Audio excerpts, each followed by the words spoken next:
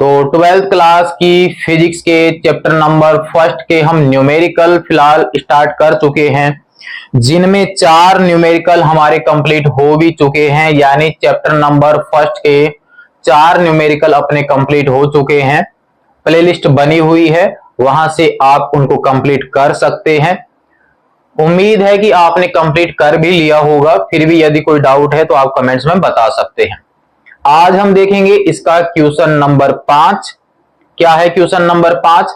तो question number जो 5 है वो भी आपके एक तरह से थ्योरेटिकल ही क्वेश्चन है, जो कि आपके आवेशन की विधि पर आधारित है, जिसमें यह बताया गया है कि एक कांच की छड़ को रेशम के कपड़े से अगर रगड़ा जाता है तो वो दोनों वस्तुएं आवेशित हो जाती है।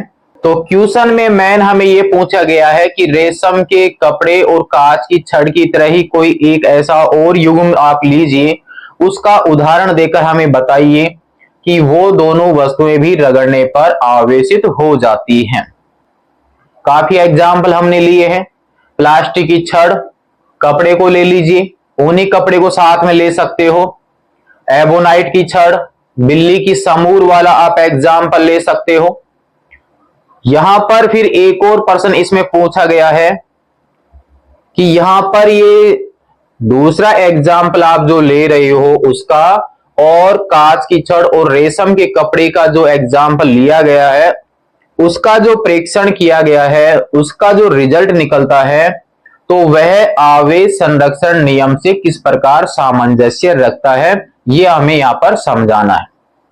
हमें यह बताना है कि आप ये जो दो युग्म यहां पर ले रहे हो, एक तो कांच की छड़ और रेशम के कपड़े का, एक कोई दूसरा ले लीजिए। तो हम यहां पर एबोनाइट की छड़ और बिल्ली की समूर का एग्जाम्पल ले लेते हैं। तो इनमें आप ये बताइए कि आवेश संरक्षण नियम का पालन किस प्रकार से होता है। ये है हमारे पास में क्वेश्चन नंबर 5। हमारे पास में हम जानते हैं कि कांच की छड़ और रेशम के कपड़े को जब हम रगड़ते हैं, ये हमारे पास में कांच की छड़ और रेशम का कपड़ा है। जब इन दोनों वस्तुओं को रगड़ा नहीं गया था तो कांच की छड़ पर आवेश था 0।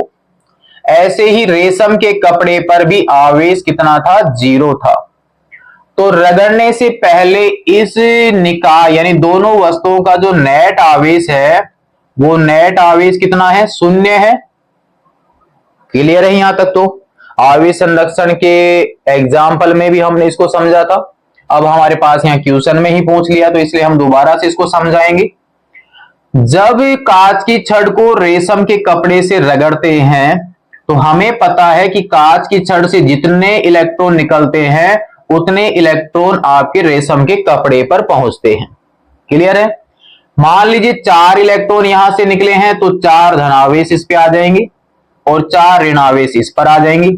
तो अब इस वस्तु पर जो आवेश है वो 4 इलेक्ट्रॉनों के आवेश से मिलकर बना हुआ होगा, जो कि अब आपके प्लस का होगा।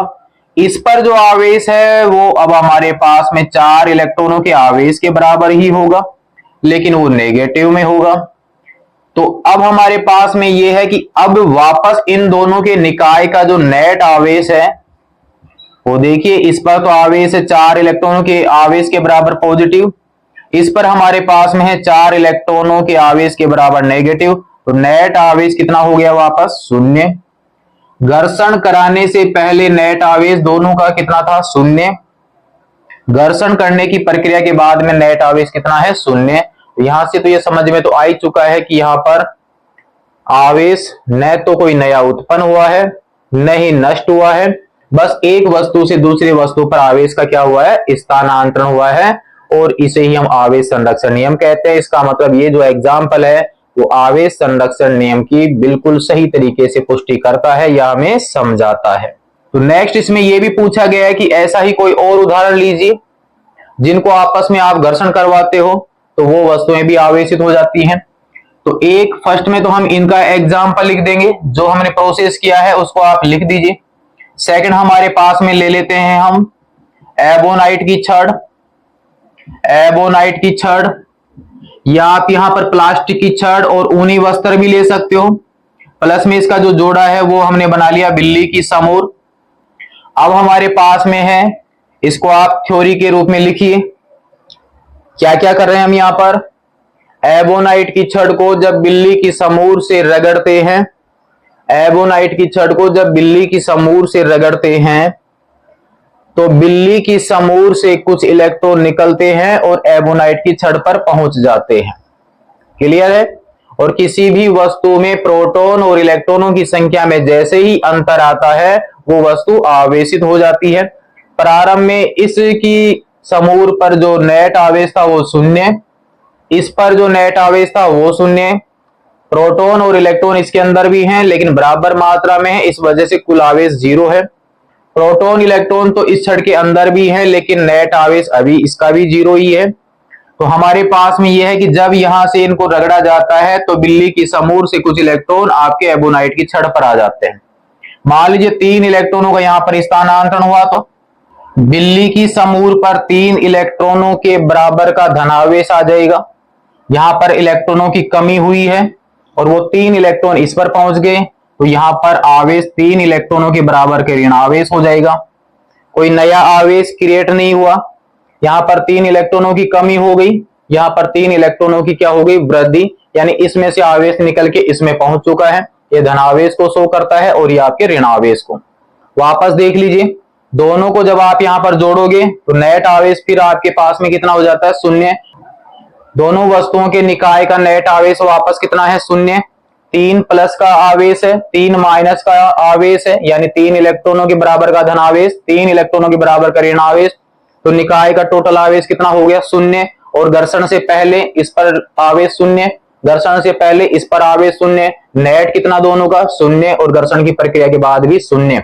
यहां पर ये वस्तु आवेशित हो चुकी है, ये वस्तु आवेशित हो चुकी है, लेकिन निकाय पर कोई आवेश नहीं है, यानी दोनों के ऊपर नेट आवेश नहीं है।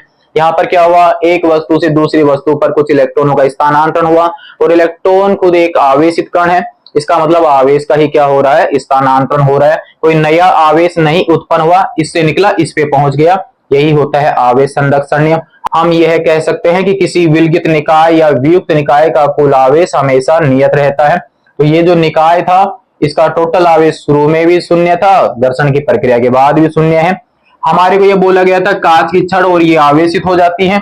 हम एक दूसरा एग्जांपल ले लिया, एबोनाइट की छड़ और बिल्ली की समूर। आप यहाँ पर प्लास्टिक की छड़ ले लीजिए, ऊनी कपड़ा ले लीजिए, उसके द्वारा भी बता सकते हैं कि रगड़ने पर वस्तु आवेशित हो जाती है।